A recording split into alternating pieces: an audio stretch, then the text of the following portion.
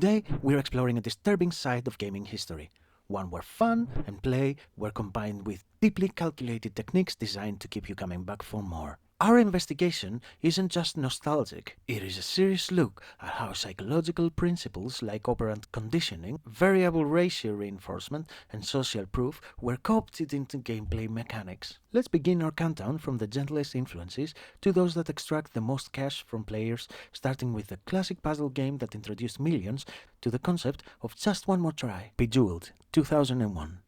A seemingly innocent puzzle game, Bejewled is a perfect example of how a simple reward loop can hook players without aggressive financial tactics. Its colorful graphics and immediate gratification tap into a brain's dopamine circuits, the same pathways that researchers in the Journal of Neuroscience have shown are activated when we experience quick win. Although Bejeweled's monetization was not as overt or heavy-handed as later systems, its design leverages the variable ratio reinforcement schedule, where players never know exactly when their next big chain reaction will occur, to maximize playtime. In essence, it teaches us that even minimal reward structures can create highly addictive gameplay. Angry Birds, 2009. We will be moving on to Angry Birds, the game that ignited a mobile phenomenon in 2009. With its whimsical design and straightforward physics, Angry Birds is deceptively simple. Yet, beneath the casual exterior lies a monetization strategy built on microtransactions. By offering in-app purchases for additional levels, power-ups, and extra lives, Angry Birds employ the classic operant conditioning loop. Just like slot machines in a casino, players are lured into spending money every time they face a challenging level. Psychological studies, from the American Psychological Association to independent research in behavioral studies, demonstrate that this kind of reinforcement schedule, where rewards are sporadic but anticipated, creates a compulsion loop. Despite the relatively low cost per transaction, the cumulative effect can be significant, particularly for a younger audience with less developed impulse control. Segment 4. Habbo Hotel 2000. Next up is Habbo Hotel, launched in 2000. Habbo Hotel was a social space where teenagers could create avatars, decorate hotel rooms, and interact with thousands of strangers. Its revenue model was based on selling virtual items, from furniture to outfit, that boosted players' social status within the virtual community. Social psychology research emphasizes the power of social proof and conformity. When players see their peers flaunting exclusive items, it creates a sense of urgency and belonging. Habbo Hotel harnessed these dynamics expertly. By monetizing social interaction itself, it pushed users to continually invest in their virtual identities. This early experiment in virtual economies laid the groundwork for later, more aggressive techniques, illustrating how even casual environments can be turned into platforms for sustained spending. Club Penguin, 2005. Now, let's look at Club Penguin, launched in 2005 and beloved by children all over the world. Club Penguin operated on a membership model where only paying users could access the full range of features and exclusive content. The psychological lure here was twofold. First, the design of exclusive spaces created an in-group dynamic where paying members felt superior and more connected. Second, research in developmental psychology shows that children are particularly susceptible to gamified social rewards. The membership fees were not exorbitant individually, but the system was designed to make children, and even their parents, feel that the social prestige was worth the monthly expense. Club Penguin turned the simple online world into a lesson in how the fear of missing out, FOMO, can drive recurring purchases. Runescape, 2001. Runescape emerged in 2001 as a freemium MMORPG. Initially free-to-play, Runescape revealed its more substantial content only behind the subscription paywall. This method capitalized on a strategy discussed extensively in behavioral psychology, the foot-in-the-door technique. Once players invested time in the game, the step to subscribe felt like a natural progression. Academic research on digital environments reveals that early, engaging experiences create a psychological inertia that is hard to overcome, a finding that Runescape exploited to great effect. The design pushed players to feel compelled to pay merely to keep pace with the game's evolving world and the vibrant community around it. 7. World of Warcraft 2004.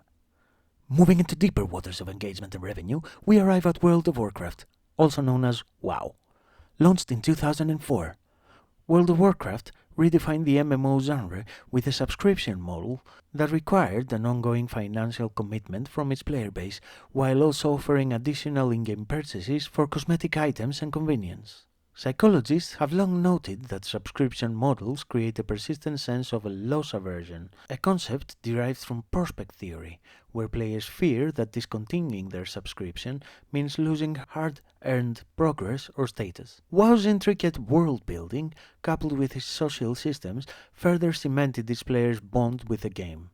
The dark psychological pool where fantasy and reality blend leads many to invest not just money, but a significant portion of their life in the game's ecosystem. 8. Everquest. Next on the list is Everquest, a trailblazer in the realm of subscription-based MMOs when it launched in 1999. Everquest demanded that players buy into an immersive world through a recurring fee, creating long-term financial and emotional investment. The game's structure leveraged the endowment effect, a psychological phenomenon where individuals assign disproportionately high value to things merely because they own them. Everquest's time-demanding quests and community-driven goals meant that as players built characters and relationships, the thought of stopping paid subscriptions became psychologically distressing. This early investment, both social and monetary, kept players hooked, reinforcing costly habits over time. Farmville. Next on the list is Farmville, released in 2009 on social networks like Facebook. The genius of Farmville lay in its integration of real-world time with virtual progress. The game was built around a simple idea: your crops need time to grow, but by inserting short wait times between actions and offering the option to bypass these delays with money, Farmville weaponized the core tenet of behavioral psychology: delay discounting. This is where immediate rewards are valued much more highly than future ones, as demonstrated in numerous studies on impulse control. By combining social elements like comparing farm progress with friends with a constant push for microtransactions, Farmville created a highly effective loop for both engagement and spending. Next, we delve into the world of MapleStory, launched in 2003. MapleStory made a name for itself with a vibrant side-scrolling gameplay and, more importantly, a loot-based system that resembled gambling. The game's gacha mechanics, where players spend money on randomized items, are a textbook application of variable ratio reinforcement, the very principle that keeps slot machines spinning. Extensive research in addiction science has demonstrated that the unpredictability of rewards is one of the most powerful motivators in human behavior. MapleStory tapped into this mechanism by offering a tantalizing mix of rare items and the excitement of chance, a combination that has proven to be extremely effective at extracting continuous revenue from its user base. Counterstrike, 1999. Then there's Counterstrike, which began as a mod in 1999 and quickly became one of the most competitive tactical shooters. While the core gameplay itself is skill-based, its later evolution included a controversial monetization strategy: the sale of weapon skins. These skins are not just cosmetic, they became status symbols that fueled a secondary unofficial gambling market. The skins can be traded, sold, or wagered, and their value fluctuates much like lottery tickets. Psychologists refer to this as an exploitation of the prospect theory and the endowment effect, making players feel an irrational attachment to virtual items that may have real-world value. The lure of potentially profiting from a rare skin creates a compulsive cycle where players are continually tempted to spend many times beyond what is sensible. 12. Lineage 2, 2003. Finally, at the most egregious end of the spectrum stands Lineage 2. Launched in 2003. Known for its aggressive pay-to-win model, Lineage 2 is famous for pressuring players to spend money in order to remain competitive. The game's design forces players into a cycle of continuous microtransactions through exclusive items, boosts, and power-ups that are almost essential to progress. Beyond the mechanics, the social environment of Lineage 2 creates an intense keeping up with the Joneses scenario, where players feel compelled to invest significantly to match their peers. This isn't just entertainment, it is a relentless engine designed to extract every last cent from dedicated users, a practice many researchers have cited as one of the darkest examples of monetization in the gaming industry. Conclusion: as we reflect on these 12 titles, one thing becomes unmistakably clear. Video game designers have long mastered the art of psychological manipulation. From the simple satisfying loops of Bejewled to the predatory profit-driven ecosystem of Lineage 2, each of these games not only entertained, but also transformed the way players engage with digital environments.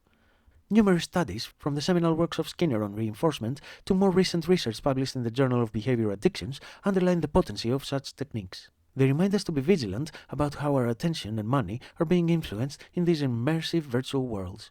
It is important to note, however, that the evolution of monetization strategies in gaming has also sparked ongoing debates about ethics and regulation.